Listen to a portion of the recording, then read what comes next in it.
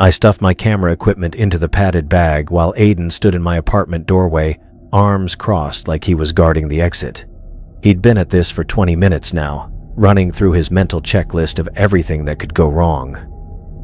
"You don't even know if anyone else has been inside this place," he said, watching me wrap my camera lens in its protective cloth. "What if the floors are rotted through? What if there's black mold everywhere?" "There won't be." I pulled my heavy-duty flashlight from the charger and tested the beam. Bright white light cut across my living room wall. The building's only been closed for 3 years. Concrete and steel don't decay that fast. 3 years is plenty of time for squatters to move in, or drug dealers, or... Aiden. I looked up from packing my mask and gloves. "I've been doing this for 5 years. I know how to read a building before I go inside." He shifted his weight, clearly not satisfied with that answer. "Remember that factory in Akron? You said the same thing about that place being safe. That was different. The roof had been leaking for decades." I zipped up the gear bag and slung it over my shoulder.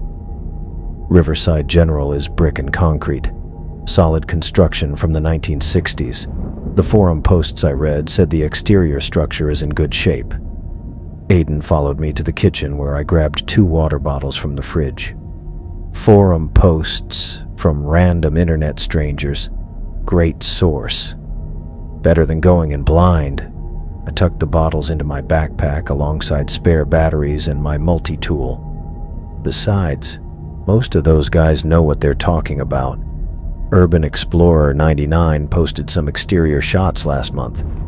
No obvious structural damage, just boarded windows and chain-link fencing. If it's so accessible, why hasn't anyone posted interior shots yet? I paused, considering this. He had a point, but I'd already committed to the trip. Maybe they're waiting for the right time. Maybe they want to keep it quiet so it doesn't get overrun with tourists and vandals. Aiden watched me lace up my steel-toed boots. Or maybe there's a reason no one wants to go inside. Look, I've read everything available about this place. I stood and tested the fit of my boots with a few steps around the apartment.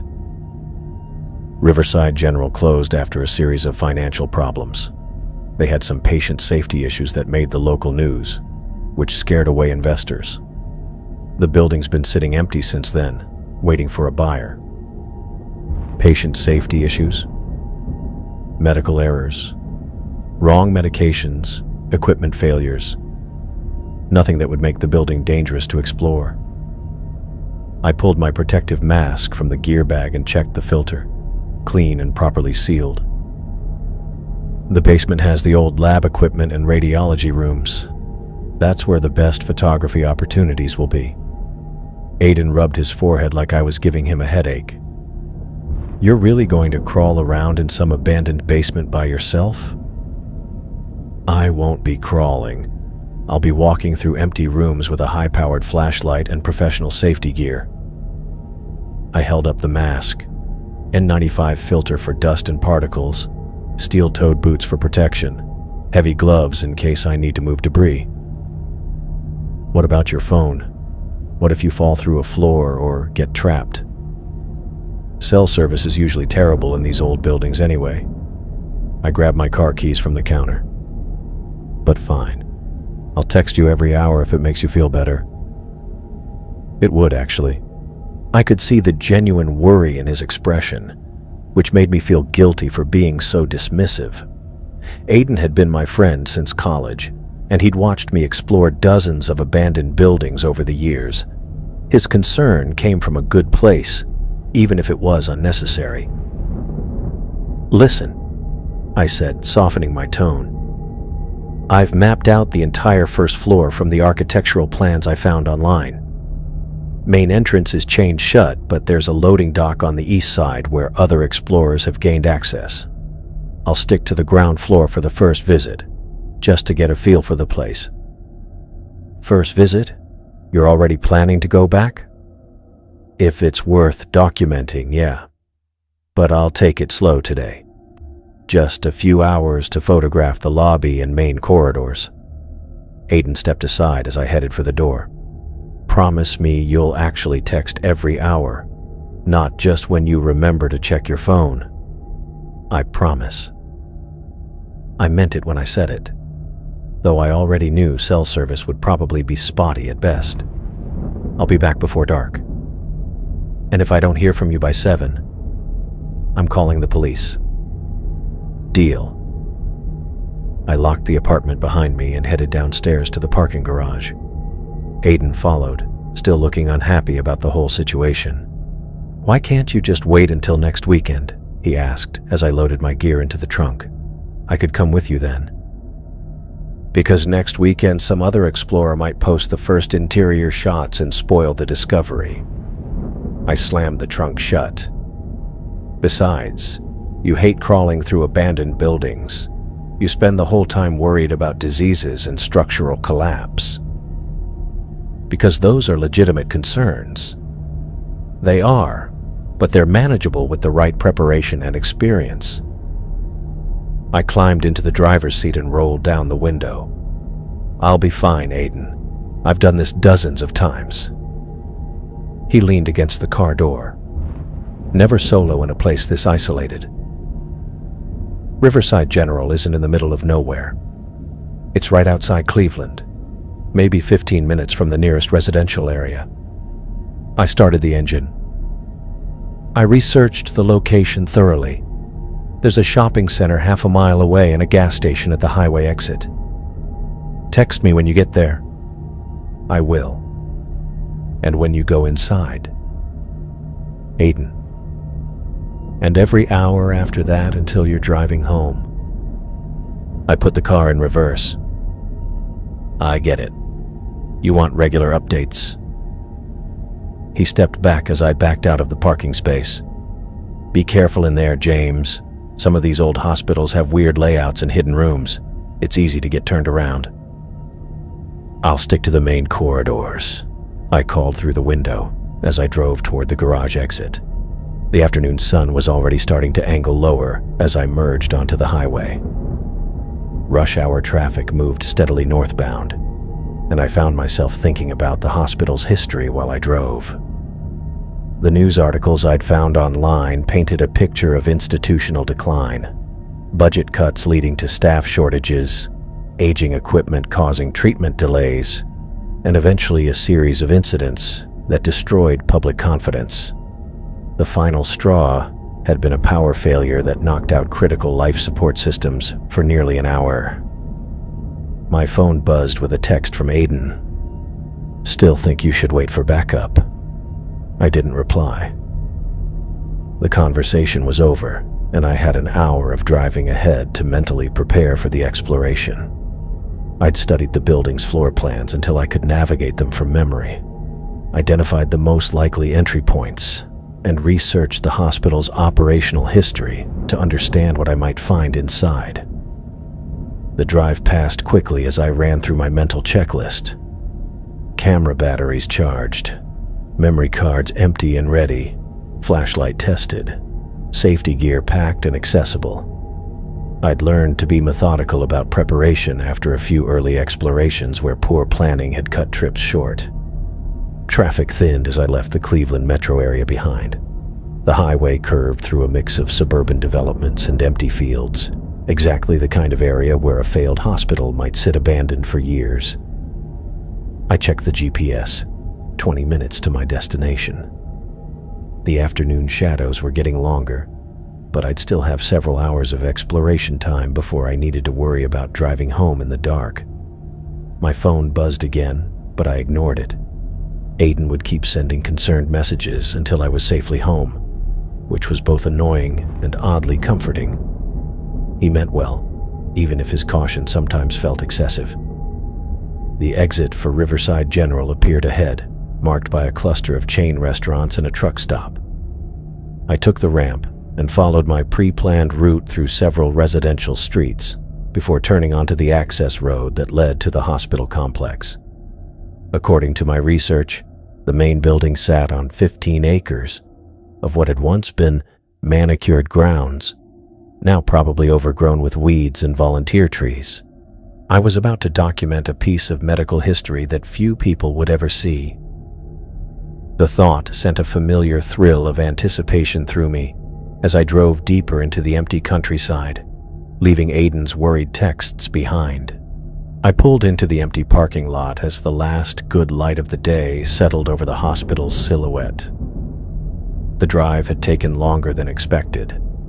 I'd hit construction traffic on the interstate and then gotten turned around twice trying to find the service road that led to the back of the complex. What should have been a 2-hour drive had stretched into nearly 3 hours, but I still had a couple hours of workable light left. Riverside General looked exactly like the exterior photos I'd studied online. 4 stories of red brick rising against the cloudy sky, with most windows either boarded over with plywood or showing jagged edges where glass had been broken out. The building had that particular abandoned look of institutional neglect. Weeds growing up through cracks in the asphalt and rust stains running down from broken gutters. The main parking area stretched out in front of the hospital entrance, completely empty except for scattered debris and a few shopping carts that had probably wandered over from the nearby strip mall. I drove around to the back of the complex, following the service road that led to the maintenance areas. My headlights swept across a cluster of smaller buildings, a maintenance shed, what looked like a former ambulance garage, and several dumpster enclosures that had been picked clean years ago. I parked behind the maintenance shed, positioning my car so it wouldn't be visible from the main road. No point in advertising my presence to any passing security patrols or curious locals. The engine ticked as it cooled, and I sat for a moment taking in the scene through my windshield.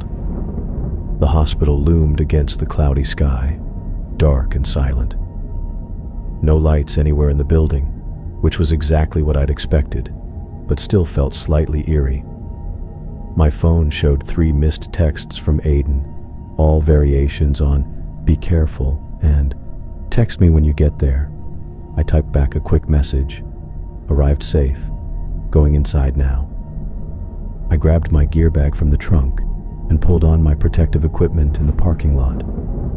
The N95 mask went on first, followed by my heavy work gloves and safety glasses. I'd learned to put everything on before entering a building rather than trying to gear up in cramped, dusty spaces. My steel-toed boots crunched on broken glass as I walked toward the hospital, camera bag slung over my shoulder and flashlight already in hand. The main entrance was exactly as described in the forum posts, heavy glass doors chained shut with a thick security chain and multiple padlocks. A hand-lettered sign taped to the inside of the glass read, "No trespassing, property of Riverside County." I barely glanced at it before continuing around the building toward the loading dock area. The loading dock sat at the back of the hospital, a concrete platform designed for ambulances and delivery trucks. 3 bay doors lined the wall, all rolled down and secured, but I was looking for the pedestrian entrance that urban explorer Ned99 had mentioned in his posts. I found it around the corner, a standard metal door marked "Authorized Personnel Only," with a broken padlock hanging from the latch. I tested the door handle and felt it turn easily. The metal creaked as I pulled it open, revealing a dark corridor that smelled of dust and stagnant air. Perfect. This was exactly the kind of access I'd hoped for, discreet, secure, and leading directly into the hospital's service areas. The corridor stretched ahead for about 30 feet before opening into what appeared to be a larger space. I stepped inside and let the door close behind me, immediately noting how the outside sounds disappeared. The silence inside was complete, except for the distant sound of wind moving through the building's upper levels. My flashlight revealed that I'd entered through the hospital's loading and receiving area. Empty shipping containers sat stacked against one wall, and a freight elevator with its doors standing open dominated the far end of the space. The floor was scattered with cardboard boxes, plastic sheeting, and other debris left behind when the hospital closed. Everything was covered in dust but looked structurally sound. I pulled out my camera and took my first shot. the freight elevator with my flashlight beam, illuminating the empty shaft beyond. The image on my camera's LCD screen showed exactly what I'd hoped to capture: the intersection of abandonment and institutional architecture that made these explorations worthwhile. I spent the next 20 minutes documenting the loading area and adjacent storage rooms. Most had been cleared out when the hospital closed, but I found some interesting details. Old medical supply boxes with faded labels, a bulletin board still covered with work schedules from 3 years ago, and a break room with coffee mugs still sitting in the sink. These personal touches always made abandoned buildings more compelling. They showed how quickly normal life could be interrupted and left behind. A stairwell marked first floor, main hospital, led up from the loading area. I climbed the concrete steps, my boots echoing in the narrow space, and emerged into the hospital's main corridor system. This was where the real exploration would begin. The first floor stretched out in both directions, lit only by my flashlight beam. The hallway was wide enough for 2 gurneys to pass, with that institutional green paint scheme that seemed standard for hospitals built in the 1960s. Most of the ceiling tiles had fallen or been removed, revealing ductwork and electrical conduits overhead. Water stains marked the walls in several places, but nothing looked structurally compromised. I started with the nurses' station near the elevator bank, photographing the abandoned computer terminals and medication carts that had been left behind. Someone had spray-painted Riverside General, closed forever, across the main desk in red letters, but otherwise the graffiti was minimal. That suggested this place hadn't been discovered by the usual crowd of vandals and thrill-seekers who ruined most abandoned buildings. Patient rooms lined both sides of the corridor, most with their doors standing open. I selected a few that still had furniture and equipment for detailed photography. One room contained a hospital bed, with faded sheets still tucked around the mattress, IV poles standing beside it like metal sentinels. Another held an examining table surrounded by cabinets full of expired medical supplies. The light from my flashlight gave everything an otherworldly quality that would translate beautifully in the final photographs. My phone buzzed with a reminder I'd set for myself. I pulled it out and sent Aiden his hourly update. 1 hour in. Ground floor looks good. Lots of equipment left behind. The message took a moment to send, confirming that cell service was spotty as expected. I knew I'd promised to stick to the ground floor for this first visit, but the building felt incredibly stable beneath my feet. The concrete floors showed no signs of structural problems, and the stairwells were solid and secure.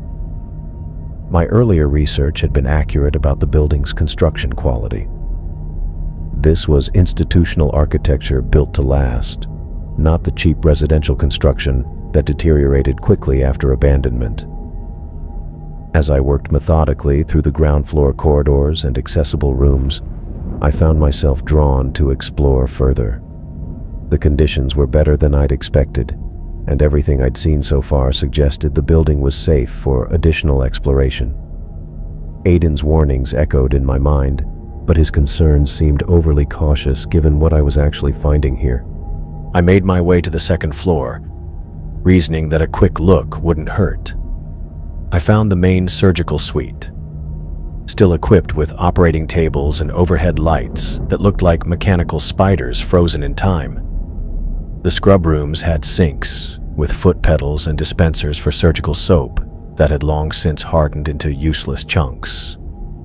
I spent nearly an hour here, working to capture the stark functionality of spaces designed to save lives, but now serving only as monuments to medical history. When my phone buzzed again, I realized I'd missed my second hourly check-in. I quickly typed, 2 hours in, everything stable. Found surgical suite with amazing equipment. I decided not to mention that I'd moved beyond the ground floor. Aiden would only worry unnecessarily. The third floor housed the hospital's administrative offices and specialty clinics. These rooms had been more thoroughly cleared when the building closed, but I found some fascinating details. patient charts scattered across the floor of the records room, an old X-ray viewer still mounted on one wall, and a laboratory with empty specimen containers lined up on metal shelves. The lab equipment had been removed, but the basic infrastructure remained, telling the story of how this place had once functioned. I checked my watch and realized I'd been inside for nearly 2 hours. My camera's memory card was half full of images, and I still had plenty of battery life in my flashlight. The exploration was going exactly as I'd hoped. Steady progress through interesting spaces with good photographic opportunities and no significant safety concerns. Standing in a third-floor corridor lined with empty patient rooms, I considered my options for the remaining exploration time. I could continue documenting the upper floors, or I could check out the basement levels where the more specialized medical equipment would have been housed. The basement would have the radiology department, clinical laboratories, and probably some mechanical rooms that might contain interesting period details. I made my way back to the central stairwell, this time looking for access to the lower levels. The first floor stairwell continued down past the ground level, with a door marked "Basement Level, Authorized Personnel Only." A hand-painted sign below it read, "Radiology, Laboratory Services, Morgue." The basement was where I'd find the most interesting photographic subjects. Medical equipment was expensive and often left behind when hospitals closed. The radiology department might still have its X-ray machines and CT scanners, and the laboratory would have specialized equipment that most people never saw. These technical spaces always produced the most compelling images because they revealed the hidden complexity of medical care. I pushed open the basement door and started down the concrete steps, my flashlight beam leading the way into the lower levels of Riverside General Hospital. The concrete steps led down into air that felt thicker and more stagnant than anything I'd encountered on the upper floors. I reached the bottom of the stairwell and pushed through the basement door, immediately hit by a smell that made me grateful for my N95 mask. The upper floors had smelled dusty and abandoned, but this was different. A heavy organic stench that seemed to coat the inside of my nostrils. I pulled the mask tighter against my face and started breathing through my mouth instead of my nose. The basement stretched out before me in a maze of corridors lined with heavy metal doors, most standing open to reveal empty rooms beyond. My flashlight beam cut through the darkness, illuminating peeling paint and water stains that ran down the walls in dark streaks. The first few rooms I checked had been stripped completely when the hospital closed. Empty medicine cabinets hung open, their shelves bare except for dust and scattered glass fragments. I found what looked like a former laboratory, with metal workbenches bolted to the floor and empty chemical storage lockers lining the walls. The overhead fluorescent fixtures had been removed, leaving only dangling wires and mounting brackets. I raised my camera and took several shots of the abandoned lab equipment, trying to capture the institutional decay that made these spaces so compelling. An old centrifuge sat in one corner, its motor housing cracked open and components scattered around it. The photography helped me focus on the technical details rather than the increasingly unpleasant smell. Moving deeper into the basement complex, I discovered more storage rooms and equipment areas. Most held nothing but debris, broken medical supplies, torn packaging, and the occasional piece of furniture too damaged to salvage. A former radiology storage room contained empty lead-lined containers that had probably held X-ray films or radioactive materials. The specialized nature of these spaces made them fascinating subjects, even in their emptied state. The smell continued getting worse as I progressed down a narrow hallway that branched off from the main basement corridor. This section felt more isolated, with heavier doors and fewer windows into the rooms. I tried several doors along the way, finding defunct electrical equipment and empty storage spaces that had probably housed specialized medical supplies. At the far end of the hallway, one door stood slightly open, maybe 6 inches of gap between the frame and the heavy metal surface.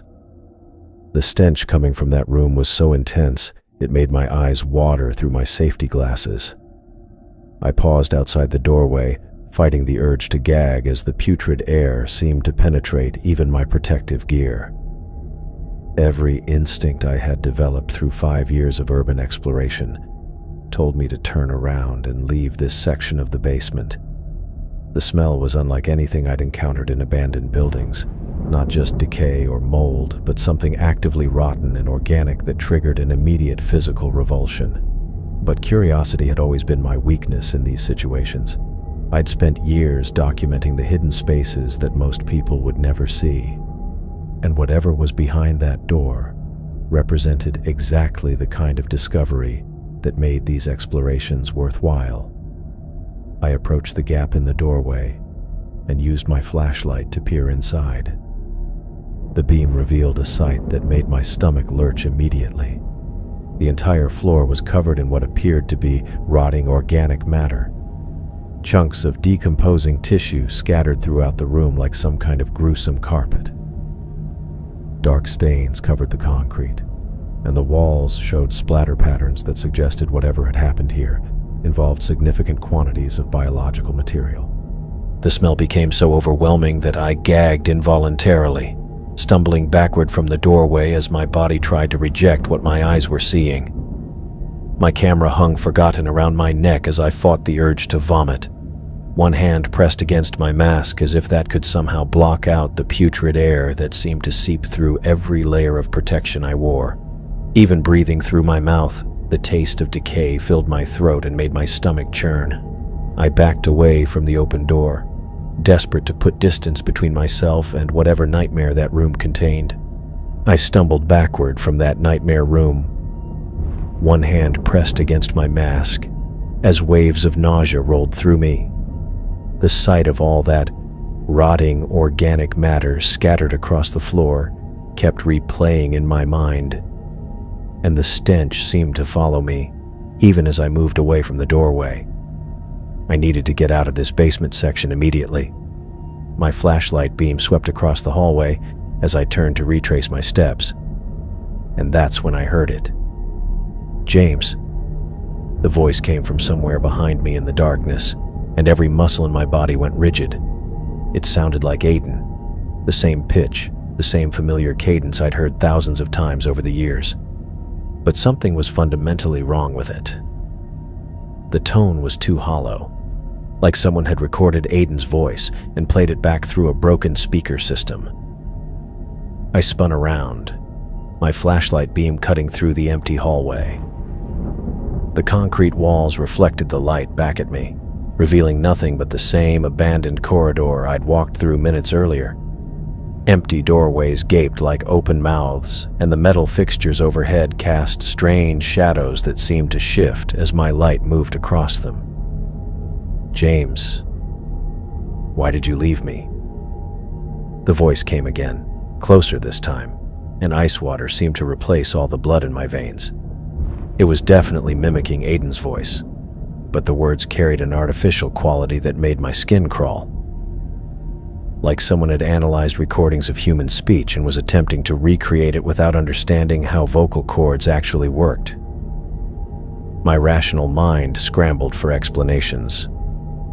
Another explorer could have followed me here, someone who'd researched my online posts and learned my name. But how would they know to imitate Aiden's voice?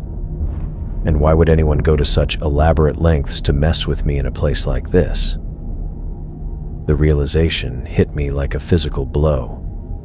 No one should know my name here. I'd told no one except Aiden about this exploration, and he was safely back in Cleveland. Whoever or whatever was calling to me shouldn't have any knowledge of my identity. Terror seized me completely. I started moving toward the stairwell, my boots echoing off the concrete as I tried to maintain some semblance of control while every instinct screamed at me to run. The basement hallway stretched ahead of me, and my flashlight beam seemed inadequate against the pressing darkness that surrounded me on all sides. Behind me came the sound of footsteps, but they weren't quite right.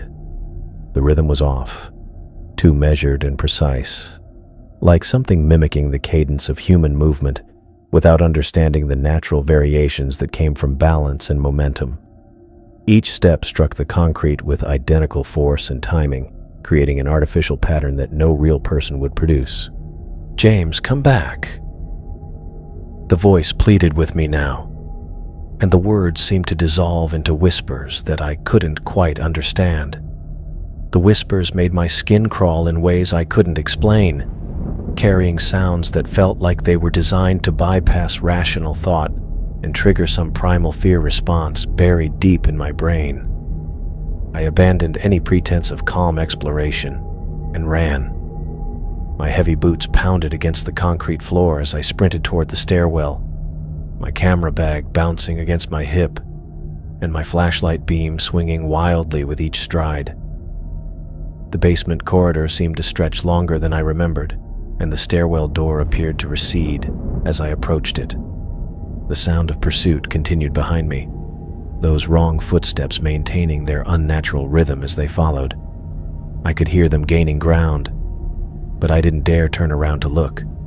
Whatever was making those sounds, I had no desire to see it. I reached the stairwell and grabbed the door handle, yanking it open with such force that the metal hinges groaned in protest. The concrete steps rose before me, and I took them 3 at a time, my legs burning as I climbed toward the ground level.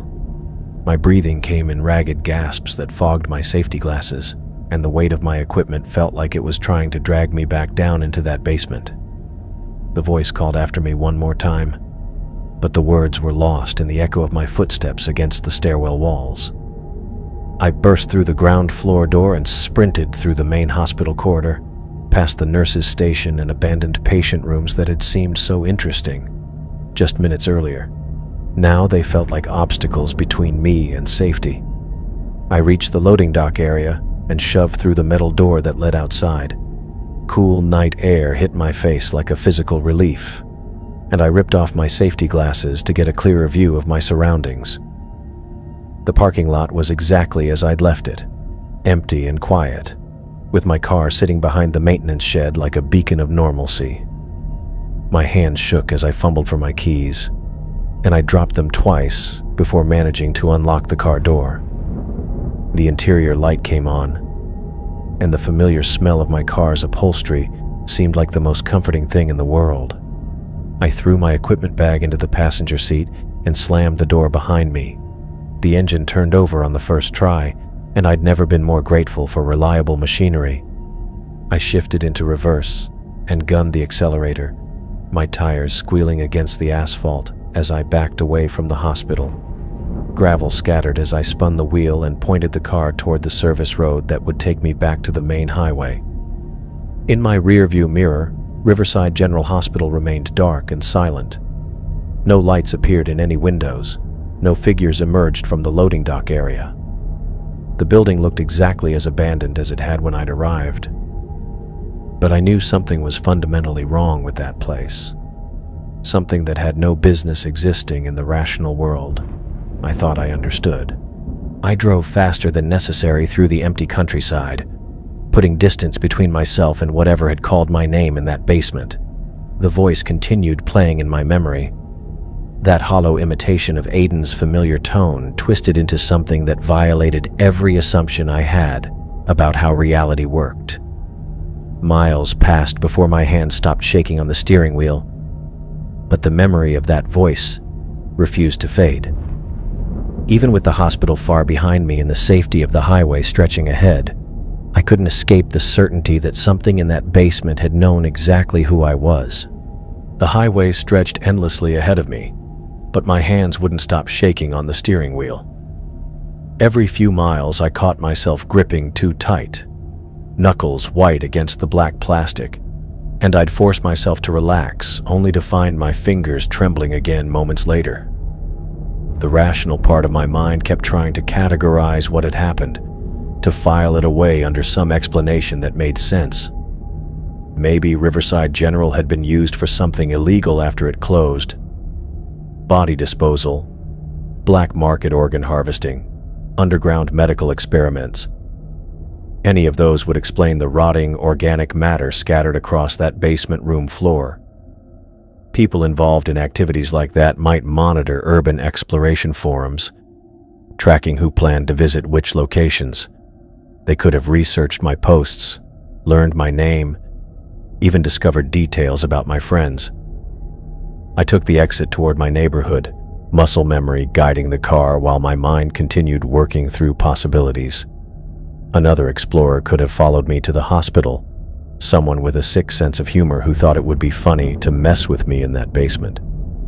Urban exploration attracted all types, including people who got off on scaring others or establishing territorial claims over certain buildings. But even as I constructed these theories, they felt hollow and inadequate. How would someone learn to mimic Aiden's voice so perfectly? They'd need recordings, hours of audio to study his speech patterns and inflection. And those footsteps following me through the basement corridor, they hadn't sounded right.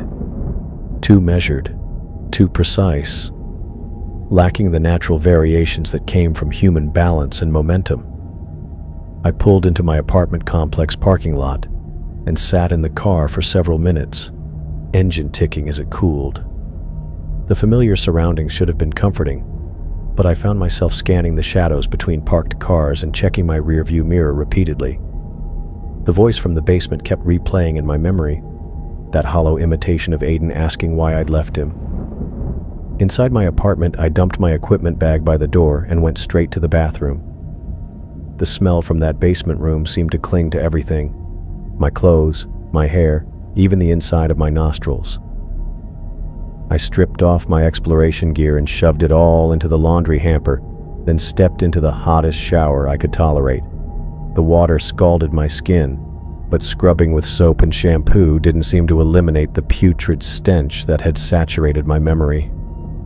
I could still taste decay at the back of my throat, that organic rot that had made me gag even through my protective mask. 20 minutes under the spray, washing my hair twice and using half a bottle of body wash, but the smell felt embedded in my sinuses.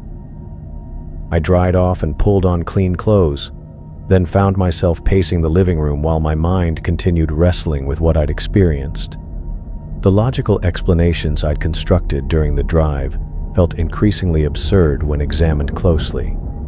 Someone would need extensive preparation to pull off a prank that elaborate, and they'd have to be monitoring my movements in real time to know exactly when I'd reach that basement corridor.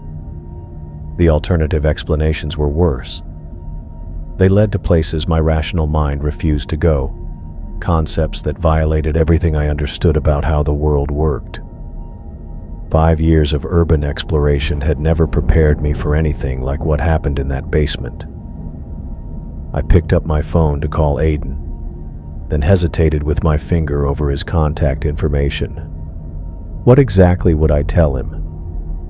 That something in Riverside General Hospital had called my name using his voice?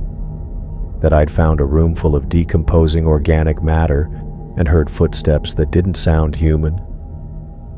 He'd think I'd suffered some kind of psychological break. The call went straight to voicemail. Aiden's actual voice came through the speaker, and hearing it sent ice water through my veins. The similarity to what I'd heard in the basement was unmistakable, but now I could recognize the artificial quality that had been missing from the imitation. Real human speech carried dozens of subtle variations, breath patterns, minor vocal tremors, the unconscious adjustments people made while speaking. The voice in the basement had lacked all of that natural complexity. I hung up without leaving a message.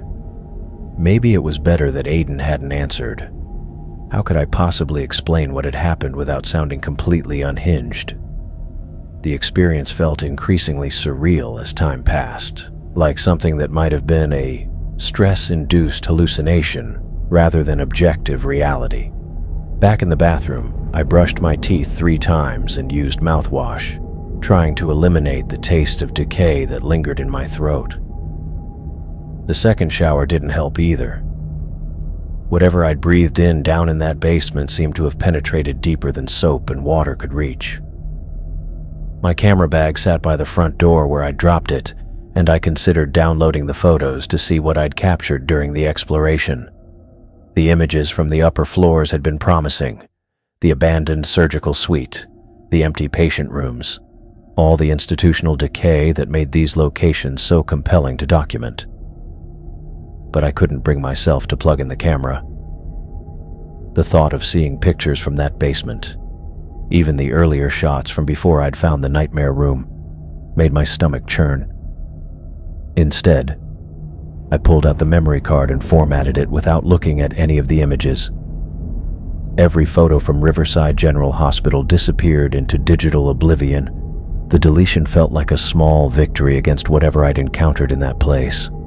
No visual reminders, no documentation that might tempt me to analyze the experience or share it with other explorers. Some discoveries weren't meant to be preserved or studied. I found myself checking the locks on my apartment door, then testing the security chain and deadbolt twice more. The precautions were probably unnecessary. Whatever had been in that hospital basement belonged to that specific location. But the voice calling my name had felt too personal, too targeted, and I couldn't shake the feeling that something had learned more about me than just my first name. The internet offered thousands of abandoned hospital exploration reports, but I couldn't find any mentions of Riverside General that described experiences similar to mine. Other explorers had documented the exterior, speculated about potential interior discoveries, and shared the same floor plans I'd studied. No one mentioned voices, strange smells, or rooms full of decomposing organic matter. Maybe I'd been the first person to penetrate that deep into the basement complex, or maybe others had encountered something similar and decided, like me, that some experiences were better left undocumented and unexplained. I closed the laptop and made a decision that felt both rational and necessary. Riverside General Hospital would remain permanently off my exploration list. More than that, I'd actively discourage other urban explorers from investigating the location. If anyone on the forums asked about interior access or shared plans to visit, I'd steer them towards safer alternatives. Some abandoned buildings were just empty shells, waiting to be explored and photographed. Others held things that violated every assumption about the boundaries between rational and irrational experience. Riverside General clearly belonged in the second category, and I had no desire to discover what else might be lurking in its basement levels. The decision brought a measure of relief, but sleep remained elusive. Every time I closed my eyes, I heard that hollow imitation of Aiden's voice calling my name in the darkness. My phone buzzed on the kitchen counter while I nursed my second cup of coffee, the caffeine doing nothing to clear the fog from my sleepless night. Aiden's name lit up the screen, and my stomach tightened before I even answered. "Hey," I said, trying to sound normal. "Man, I was worried sick last night. You stopped texting for like 3 hours, then just sent that weird message about being home safe. What happened?" I took a sip of coffee to buy myself time. The bitter taste mixed with the phantom decay that still lingered at the back of my throat. Nothing happened. Just took longer than expected. "Come on, give me details. You were so pumped about this place, and now you sound like you're talking about grocery shopping." The memory of that voice calling my name flashed through my mind, and I gripped the phone tighter. There wasn't much to see. Mostly empty rooms, debris, pretty picked over. That's it? 3 hours for empty rooms? Aiden's skepticism came through clearly. "You were planning to spend all day there if the photos were good." I walked to the living room window, staring out at the normal suburban street where normal people were heading to normal jobs. Everything looked exactly as it should, but the world felt different now. Like a thin layer of reality had been peeled back to reveal something underneath that I'd rather not think about. The structure was worse than I expected. Rotted floors, water damage. Wasn't safe to explore properly. Since when do you care about rotted floors? Remember that factory in Youngstown where you crawled through a hole in the basement, even though the whole building was leaning? He was right, and we both knew it. I'd pushed through far worse conditions than anything a 3-year-old hospital could present. But I couldn't tell him the real reason I'd left. That something in the basement had known my name and used his voice to call me back. This was different. Trust me, it wasn't worth the risk. Aiden went quiet for a moment, and I could picture him processing my evasiveness. He knew me well enough to detect when I was holding back information. Okay, so when do we go back? I can take Friday off and we'll do it together. You can show me the structural problems, and maybe we'll find areas you missed. The suggestion hit me like ice water. The thought of returning to Riverside General, of potentially leading Aiden into that basement where something had mimicked his voice, made my chest tighten. We're not going back. What do you mean we're not going back? You always do follow-up visits when places have potential. This place doesn't have potential. I'm telling you, it's too dangerous. James, you're being weird about this. You've explored way sketchier places than some suburban hospital. What aren't you telling me? His persistence was wearing down my already frayed nerves. How could I possibly explain that something in that building had called to me using his voice? That I'd found a room full of decomposing organic matter that defied any reasonable explanation? That mechanical footsteps had followed me through corridors that should have been empty? I'm not being weird. I'm being careful. The place is structurally unsound, and it's not worth the liability. Liability? When have you ever worried about liability? You're lying to me about something.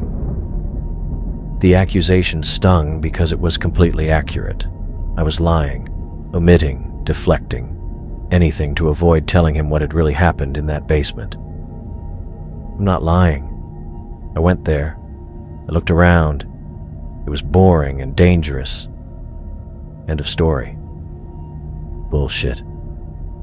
You found something interesting and you don't want to share it. You always do this. You get to explore the best locations first, then you hoard all the good stuff for yourself.